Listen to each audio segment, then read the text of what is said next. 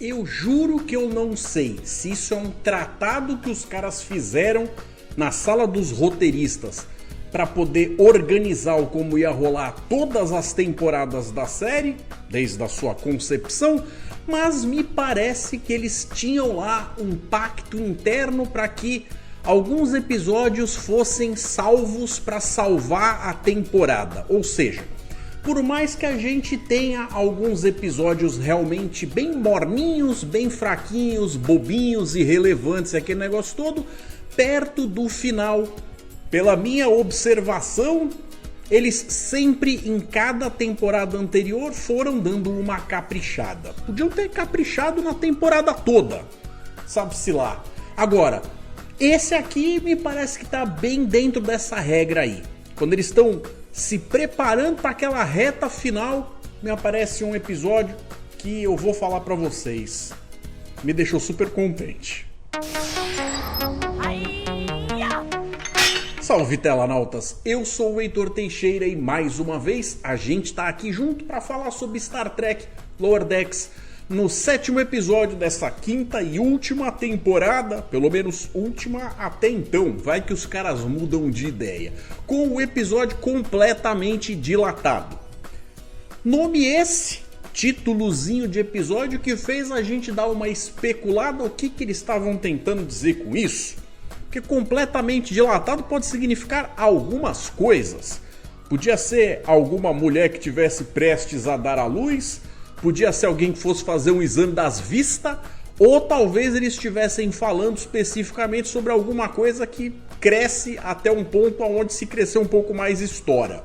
O que eu quero dizer com isso? As tais fendas espaciais interdimensionais, que são o tema e o plot do pano de fundo dessa temporada aqui, certamente, que dessa vez ainda não é a história principal, mas com certeza é um grande motivador e gerador de uma desculpa, até que dessa vez bem razoável, para eles trazerem um convidado muito especial. A proposta da mecânica do storytelling, da narrativa, do contar de histórias desse episódio, vai de encontro com uma série de outras propostas, no mínimo parecidas, mesmo que as desculpas sejam completamente outras, e é um tipo de contar de histórias que eu normalmente acho muito sedutor. Acho que é uma desculpa bacana para você tirar os personagens de dentro da trama principal, que só faria sentido se eles tivessem continuado nas suas vidas cotidianas,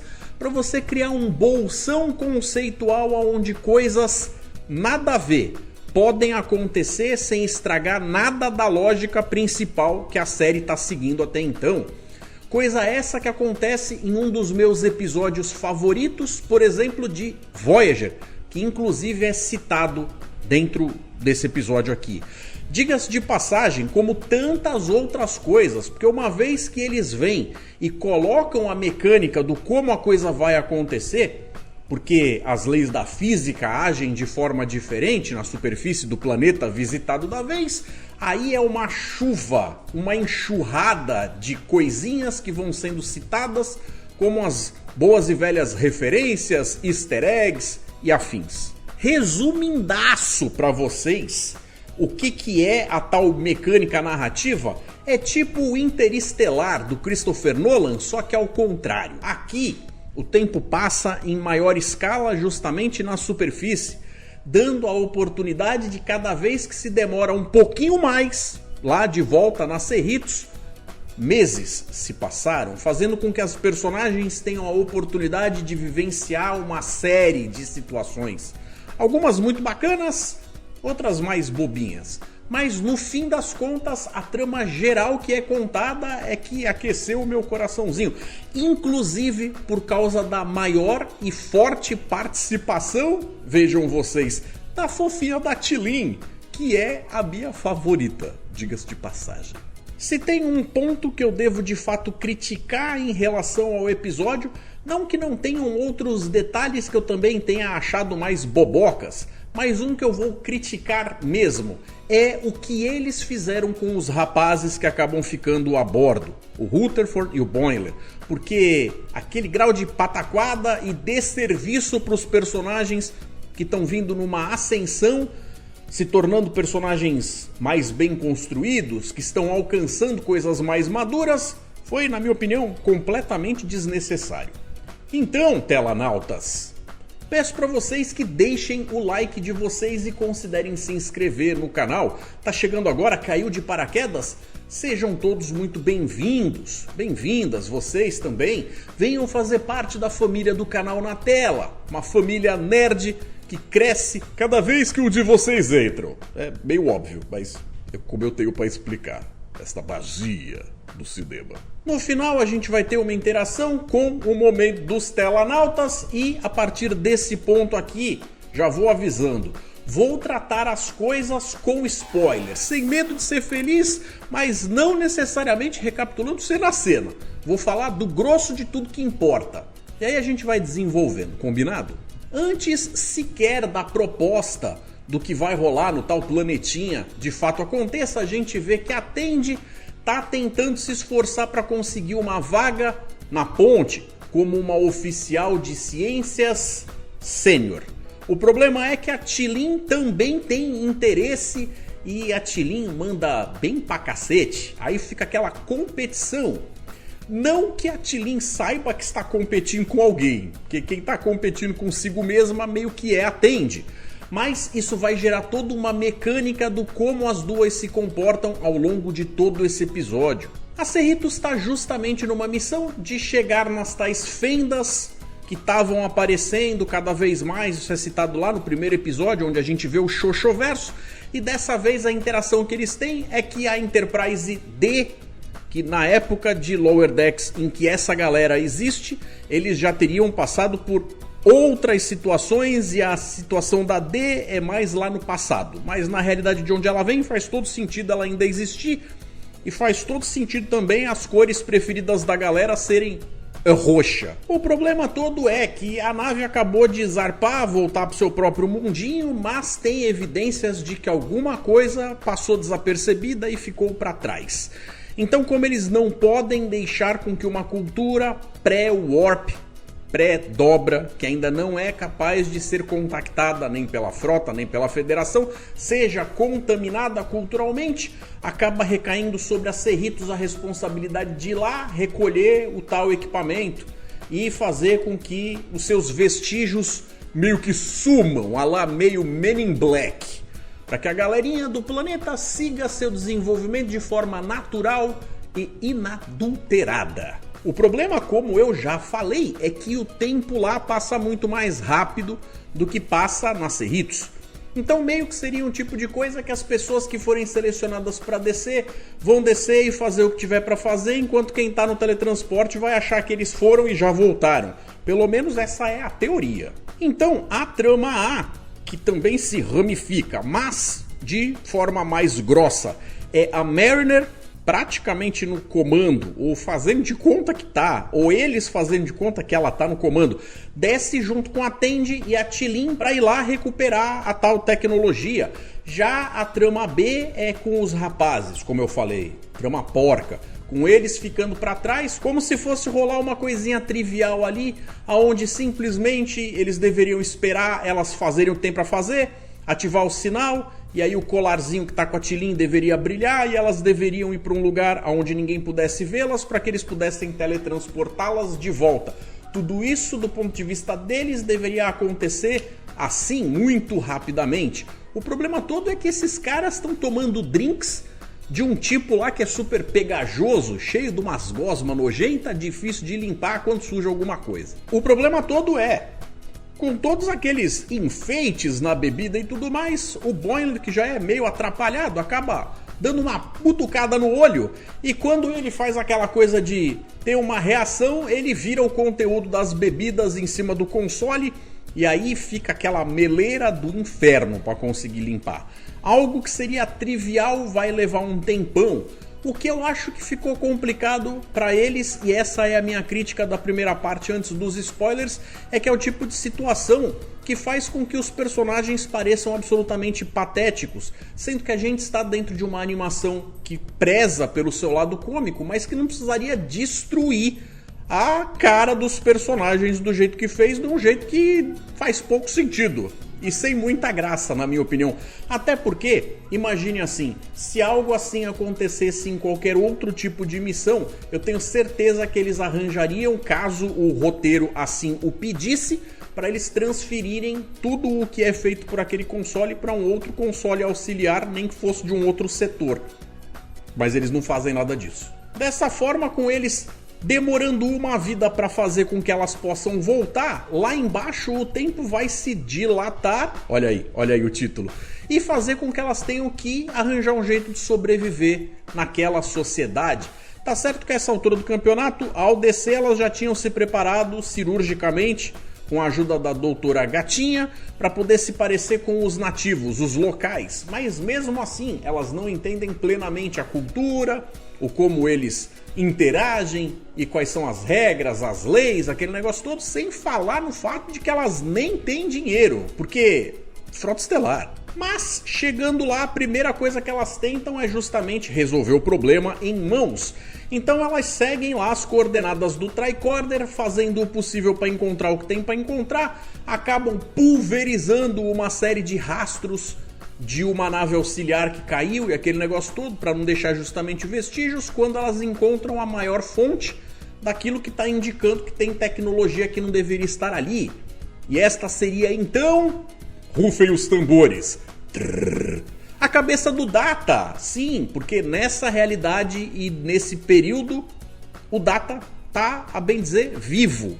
Antes dele voltar a estar vivo lá em Picard, na série Picard. Mas de qualquer forma, é uma versão roxa do Data. O que obviamente abre portas para a participação do Brent Spiner estar fazendo a voz do personagem mais uma vez. E é em meio a tudo isso que a gente vai vendo a Tendi tentando superar as conquistas científicas da T'Lim, porque ela quer melhorar o currículo dela, ela quer arranjar um jeito de que quando ela voltar para Cerritos, a Capitã Freeman possa olhar para ela e pensar, olha que boa ideia colocar esta Oriana como a oficial da ponte que vai cuidar da parte sênior de ciências. O problema é que essa coisinha vai ficando bastante competitiva, mesmo sem a T'Lim tá nem tentando. Essas partes lá embaixo no planeta vão sendo misturadas com as cenas patéticas, desprezíveis, miseráveis e desnecessárias dos dois que ficaram para trás. E como a Mariner não chegava a ser a peça fundamental mais importante na narrativa, que se ela não tivesse descido, basicamente o episódio teria sido o mesmo, o roteiro logo arranja um jeito de tirar ela de cena, fazendo com que cada vez que ela entra naquela comédia de erros, dos enganos, da forma como ela pretende se comportar, ela acaba sendo presa e, portanto, se afastando de ter qualquer contato com as outras duas colegas. A T'Lim, meus amigos, que eu já falei, mas vou repetir, é cabulosa e parece que está sempre um passo à frente da sua colega Oriana. Inclusive fica uma parada ali meio laboratório de Dexter, quando você vê que ela, até sem estar tentando esnobar ninguém, sempre vem fazer um comentário de algo que ela alcançou simplesmente porque parou para pensar e chegou numa conclusão brilhante, genial e conseguiu fazer com que a outra ficasse se mordendo de inveja. A Tendi então acaba passando um bocado de tempo com a tal cabeça do Data, que ela inclusive também de forma bastante inteligente e até brilhante consegue com tecnologia bastante primitiva fazer voltar a funcionar, o que por si só já é um baita de um mérito. Inclusive ela escuta isso dele e ela acaba passando bastante tempo com ele, que se oferece ser uma espécie de tutor para ela melhorar no seu lado científico. O problema todo é ela acaba focando tanto tempo na interação e nas necessidades de fazer com que esta cabeça do androide de cérebro positrônico esteja apto a ajudá-la, que ela acaba não fazendo outras coisas que alcançariam esse objetivo por conta própria se ela estivesse simplesmente tentando viver. De certa forma, então, o episódio fala um pouco sobre essa coisa da gente aproveitar o tempo que a gente tem. A gente às vezes está tão focado em certas coisas, tão comum a gente parar para pensar nessa coisa de que os dias parece que se repetem um depois do outro porque a gente tem basicamente os mesmos problemas. Mas mesmo em meio a tudo isso a gente tem, para com nós mesmos, a obrigação de procurar a felicidade da melhor forma possível, conseguir ter projetos pessoais, investir em coisas que vão elevar a nós, como seres humanos, No caso dela como Oriana, mas vocês entenderam. Então é no meio disso tudo, dessa coisa de você estar competindo com alguém que de repente nem tá interessado em se mostrar melhor do que você, de você estar desperdiçando muito daquilo que você poderia estar usando de tempo para alcançar outras coisas que seriam muito mais proveitosas para você, é que a Tandy vai conduzindo a maior parte da historinha, que na minha opinião foi muito relevante simplesmente pela forma como tocou nesse assunto, de uma forma bastante leve, bastante coerente e relevante. Mas nem por isso dá para dizer que nesse ponto todos os problemas já chegaram, porque na verdade o que acaba acontecendo é o tempo todo que elas estão nesse planeta, que essa altura do campeonato já remete a meses, tem um carinha específico da vila lá, do lugar onde elas resolveram ficar, até por falta de opção, que acaba sendo o bisbilhoteiro, aquele cara que quer manter a atenção em cima delas porque quer descobrir alguma coisa, quer ter algo para contar, para poder se destacar e de fato ser aceito na sua sociedade. A Mariner comenta várias vezes ao longo do episódio que também está tentando buscar o lance de ter aquela sensação de pertencimento, até porque ela brinca com aquele negócio que o próprio Capitão Picard tinha ficado preso naquela sonda alienígena e viveu uma vida inteira lá, teve mulher, teve filho, aquele negócio todo, e quando saiu de lá aprendeu inclusive a tocar a flauta. Ela também aprende uma flauta de sabão e tal, mas ela fica o tempo inteiro tentando aproveitar o tempo que ela está empregando num lugar desse para conseguir desenvolver esses laços que eventualmente vão se quebrar, mas que o fato de consegui-los é importante para ela, seja um namorado, uma namorada, seja um amigo, seja um mentor, seja um discípulo, seja quem for, e isso não tá rolando. Durante um tempo no episódio eu cheguei até a crer que os caras iam tentar montar a coisa de um jeito que esse tal bisbilhoteiro talvez fosse acabar desenvolvendo algum tipo de laço com elas, e principalmente com a Mariner. Mas não foi o caso não, até porque a forma como eles usam é justamente essa coisa de que quanto mais a T'Lyn faz e consegue ficar mais bacana, mais desenvolvida naquela sociedade, desenvolve produtos que são bons para todos, mas que não ferem a diretriz primeira, também consegue ficar rica. E a Tandy continua tentando arranjar um jeito de fazer a coisa acontecer, que vai cada vez mais chamando a atenção do tal bisbilhoteiro, até que ele vê ela interagindo com a cabeça do Data e resolve arranjar um jeito de prender as duas e falar para aquela legião de pessoas raivosas com seus ancinhos para vir atrás delas e tal, como se elas fossem bruxas, o que seria compatível com a visão de uma galera mais atrasada. De qualquer forma, elas acabam se libertando, até com a ajuda do próprio Data, pelo menos com a boquinha dele, que é fully functional. E aí, quando a gente vê que vai rolar delas serem teletransportadas provavelmente na frente de todo mundo, isso só vai agravar o problema. Na verdade, o que elas fazem é arranjar um plano que usa inclusive um dos produtos que foram melhorados pela expertise científica brilhante da T'Lyn, que faz com que uma uva se torne gigante, como todos os outros legumes e frutas que ela pôs à mão, fazendo com que ela de fato desenvolvesse uma fortuna, e fazem com que isso seja substituído pela tal cabeça na hora de provarem que elas eram bruxas, fazendo com que o tal bisbilhoteiro não passe de mais um babaca que entendeu tudo errado e que vai virar motivo de chacota. Aí então elas são teletransportadas de volta para a nave. Bom, então quando o tal do teletransporte de fato acontece, a história está prestes a ser fechada, porque tudo que aconteceu antes foi a parte carnuda, gostosa de assistir, e aqui a gente precisa de um desfecho. Então eu vou deixar claro que o que acontece com os rapazes é tosco. Não merece nem muito comentário, porque é tão difícil de engolir que algo daquele tipo fosse acontecer, ou que fosse de bom tom incluir num roteiro, eu nunca teria escrito aquilo daquele jeito. Eu vou deixar pra lá, mas uma vez de volta na Cerritos, elas acabam contando o que acontece, entregando a cabeça do Data pra Capitã Freeman, que tem a oportunidade de conversar um pouquinho com ele e tal, preparando para devolvê-lo pro seu próprio universo, pra nave D, a Enterprise D roxa, para ele ir, mas não antes dele fazer a sugestão para ela, já que ele teve a oportunidade de passar pelo menos um ano convivendo com as duas. E é aí que a decisão da capitã é de não escolher entre nenhuma das duas, mas as duas que agora vão passar a fazer parte de uma espécie de time, já que elas trabalham tão bem juntas. Foi um baita episódio bacaninha, queria eu que todos os episódios tivessem tido esse grau de qualidade. Eu gostei do como eles conduziram a história, das ferramentas narrativas, da parte da esperança, da parte do otimismo, da parte do trabalho em conjunto e de tudo isso aí que é bastante compatível com o que eu espero de uma boa história de Star Trek. Mesmo sendo Lower Decks uma série que muita gente está torcendo o nariz, a gente vê isso pelos números, a audiência acaba dando uma esvaziada, uma abandonada, o que é uma pena, porque de vez em quando de fato rolam aí uns episódios que nem esse que valem muito a pena. E é então que nós chegamos finalmente no momento dos Telanautas, aonde o Bruno Chassot mandou pra gente. Por mais que o episódio seja bem fraco, ele tá falando do episódio anterior, tá galera? Eu confesso que dei minhas risadas especialmente com relação à tripulante olimpiana. Bruno, meu querido, veja, a personagem em si eu não acho que foi o problema. Eu acho que esse negócio deles tentarem revisitar essas ideias de colocar seres super desenvolvidos no passado da Terra para que eles sejam vistos como parte daquilo que moldou a nossa cultura religiosa e tudo mais, compreensível, mas algo que tem que ser feito com um certo cuidado. Porque o episódio original da série clássica que mostra o Apollo, por exemplo, já é um episódio que eu entendo o que ele quer contar, mas eu não sei se é compatível com ficção científica, hard, raiz, do jeito que eu gosto mesmo.